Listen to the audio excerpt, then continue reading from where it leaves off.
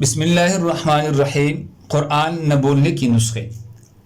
حضرت علی رضی اللہ تعالی عنہ نے فرمایا، جو شخص سوتے وقت روزانہ آیت و الہکم الہ واحد لا الہ الا هو الرحمن الرحیم سے یعقلون تک پڑھے، قرآن کبھی نہیں بولے گا۔ بعض علماء نے لکھا ہے کہ قرآن نہ بولنے کی کچھ اور صورتیں بھی ہے۔ نمبر 1، روزانہ تہجد کی نماز میں قرآن پڑھا جائے۔ نمبر 2، روزانہ عام نمازوں میں سورہ فاتحہ کے بعد ضم سورت کی جگہ ترتیب سے قرآن پڑھا جائے۔ نمبر 3، طواف کے دوران قرآن ختم کیا جائے۔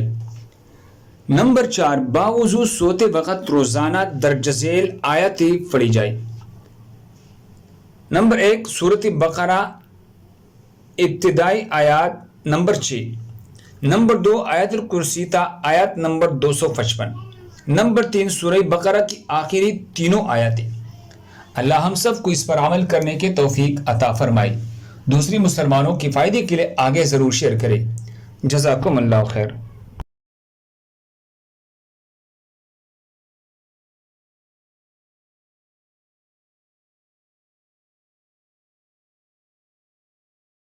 اللہ ہم سب کو اس پر عمل کرنے کے توفیق